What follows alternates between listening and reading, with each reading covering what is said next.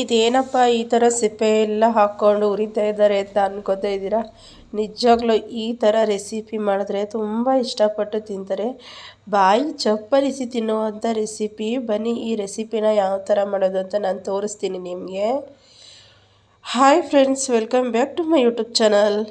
ಇವತ್ತು ಬಂದು ನಾನು ಹೀರೆಕಾಯಿ ಚಟ್ನಿನ ಮಾಡ್ತಾಯಿದ್ದೀನಿ. ಹೀರೆಕಾಯಿ ಸಿಪ್ಪೆಯಿಂದ ಚಟ್ನಿ ಮಾಡ್ತಾಯಿದ್ದೀನಿ. ಮೊದಲಿಗೆ ನಾನಿಲ್ಲಿ ಅರ್ಧ ಕೆಜಿ ಹೀರೆಕಾಯಿ ತಗೊಂಡಿದ್ದೀನಿ. ಅಂದರೆ ತೀರಾ ಸ್ವಲ್ಪ ಎಳೆದಿರಬೇಕು, ಜಾಸ್ತಿ ಬಲ್ತಿರಬಾರ್ದು. ನೋಡ್ತಾ ಇರ್ಬೋದು, ಇಲ್ಲಿ ಎಳೆ ಹೀರೆಕಾಯಿ ತಗೊಂಡು ನಾನು ಸಿಪ್ಪೆನ ಸುಲಿದು ಇಟ್ಟಿದ್ದೀನಿ. ಮತ್ತು ಇದ್ರ ಜೊತೆಗೆ ಹಸಿರು ಮೆಣಸಿನ್ಕಾಯಿ, ಬೆಳ್ಳುಳ್ಳಿ, ಸ್ವಲ್ಪ ಕರಿಬೇವಿನ ಸೊಪ್ಪು, ಸ್ವಲ್ಪ ಕೊತ್ತಂಬರಿ ಸೊಪ್ಪು ಇಷ್ಟನ್ನು ಸಹ ತಗೊಂಡಿದ್ದೀನಿ. ಮತ್ತು ಇನ್ನೊಂದು ಸೈಡಲ್ಲಿ ಸ್ವಲ್ಪ ಜೀರಿಗೆ ತಗೊಂಡಿದ್ದೀನಿ. ರುಚಿಗೆ ಎಷ್ಟು ಬೇಕು ಅಷ್ಟು ತಗೋಬೋದು.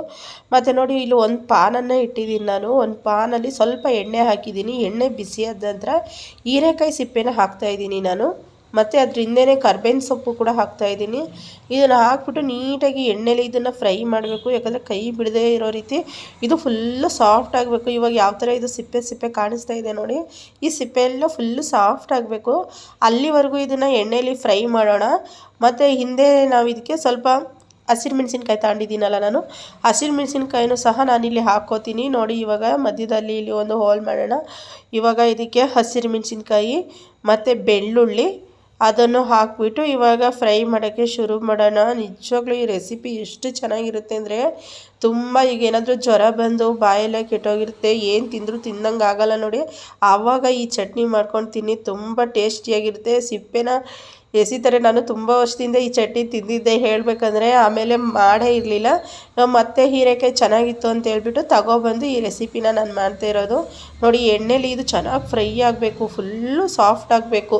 ಅದಕ್ಕೆ ಇದನ್ನು ಕೈ ಬಿಡದೇ ಇರೋ ಥರ ಇದನ್ನು ಸಾಫ್ಟ್ ಆಗೋವರೆಗೂ ಇದನ್ನು ಮಿಕ್ಸ್ ಮಾಡ್ತಾ ಇರೋಣ. ನೋಡ್ತಾ ಇರ್ಬೋದು ನೀವಿಲ್ಲಿ ಸ್ವಲ್ಪ ಸ್ವಲ್ಪ ಸಾಫ್ಟ್ ಆಗ್ತಾಯಿದೆ. ಸಾಫ್ಟ್ ಆಗಿ ಫುಲ್ಲು ಮೆತ್ತಗಾಗಿ ಇದರ ಕಲ್ಲರೇ ಚೇಂಜ್ ಆಗುತ್ತೆ. ಅಲ್ಲಿವರೆಗೂ ಇದು ಫ್ರೈ ಮಾಡ್ತಾ ಇರೋಣ ಎಣ್ಣೆಲಿ. ಹಾಗೆ ಫ್ರೈ ಮಾಡಬಾರ್ದು, ಇದನ್ನು ಎಣ್ಣೆಲೇ ಫ್ರೈ ಮಾಡಬೇಕು. ಕೆಲವರು ಒಲೆ ಇರೋರು ಒಲೆಯಲ್ಲಿ ಸುಡ್ತಾರೆ. ಸಿಪ್ಪೆಗಳನ್ನು ತಗೊಂಡು ಒಂದು ಜಾಲರಿ ಮೇಲೆ ಹಾಕ್ಬಿಟ್ಟು ಸಿಪ್ಪೆನ ಸುಡ್ತಾರೆ, ಅದು ತುಂಬ ಟೇಸ್ಟಿಯಾಗಿರುತ್ತೆ. ಮತ್ತು ನಾನಿಲ್ಲಿ ಕೊತ್ತಂಬರಿ ಸೊಪ್ಪನ್ನು ಸಹ ಹಾಕ್ತಾಯಿದ್ದೀನಿ. ಕೊತ್ತಂಬರಿ ಸೊಪ್ಪು ಸಹ ಫ್ರೈಗೆ ಹಾಕ್ತಾಯಿದ್ದೀನಿ. ಯಾಕಂದರೆ ಕೊತ್ತಂಬರಿ ಸೊಪ್ಪು ಹಾಕಿದಷ್ಟು ಇನ್ನೂ ಚೆನ್ನಾಗಿರುತ್ತೆ. ಹಾಗೆ ಬೇಕಾದರೂ ಹಾಕ್ಕೋಬೋದು. ಫ್ರೈ ಮಾಡಿ ಹಾಕಿದಾಗ ತುಂಬ ಚೆನ್ನಾಗಿರುತ್ತೆ. ಅದಕ್ಕೋಸ್ಕರ ಎಲ್ಲ ಒಟ್ಟಿಗೆ ಹಾಕ್ಬಿಟ್ಟು ನಾನಿಲ್ಲಿ ಫ್ರೈ ಮಾಡ್ತಾ ಇರೋದು. ನೋಡಿ, ಫ್ರೈ ಆಗಿ ಇವಾಗ ಎಷ್ಟು ಸಾಫ್ಟಾಗಿ ನೋಡಿ, ಅಷ್ಟೊಂದು ಇದ್ದಿದ್ದು ಎಷ್ಟು ಕಮ್ಮಿ ಆಯಿತು ಅಂತ ಹೇಳ್ಬಿಟ್ಟು ಇದು ಇನ್ನೂ ಕಮ್ಮಿ ಆಗುತ್ತೆ, ಇನ್ನೂ ಕಲರ್ ಚೇಂಜ್ ಆಗುತ್ತೆ. ನೋಡ್ತಾ ಇರ್ಬೋದು ನೀವಿಲ್ಲಿ ಫುಲ್ಲು ಇನ್ನೂ ಸ್ವಲ್ಪ ಗ್ರೀನ್ ಇದೆ. ಇದೆಲ್ಲ ಕಲರ್ ಚೇಂಜ್ ಆಗಬೇಕು, ಹಾಗೆ ಫುಲ್ಲು ಸಾಫ್ಟ್ ಆಗಬೇಕು. ಮತ್ತು ನೋಡಿ, ಇಲ್ಲಿ ಫುಲ್ಲು ಮೆತ್ತಗಾಯಿತು. ಇನ್ನೊಂದು ಸ್ವಲ್ಪ ಟೈಮ್ ಇದನ್ನು ಫ್ರೈ ಮಾಡೋಣ, ಜಾಸ್ತಿ ಟೈಮ್ ಬೇಡ. ಇನ್ನೊಂದು ಸ್ವಲ್ಪ ಟೈಮ್ ಇದನ್ನು ಫ್ರೈ ಮಾಡಿಬಿಟ್ಟು ಇದನ್ನು ತೆಗೆಯೋಣ. ಇದ್ರ ಜೊತೆಗೆ ಇನ್ನೇನು ಹಾಕಬೇಕು ಅಂದರೆ ನಾವು ಸ್ವಲ್ಪ ಹುಣಸೆಹಣ್ಣನ್ನು ಸಹ ಹಾಕ್ಕೋಬೇಕಾಗುತ್ತೆ. ಮತ್ತು ಲಾಸ್ಟಲ್ಲಿ ನಾನಿಲ್ಲಿ ಸ್ವಲ್ಪ ಜೀರಿಗೆ ಹಾಕ್ತಾಯಿದ್ದೀನಿ.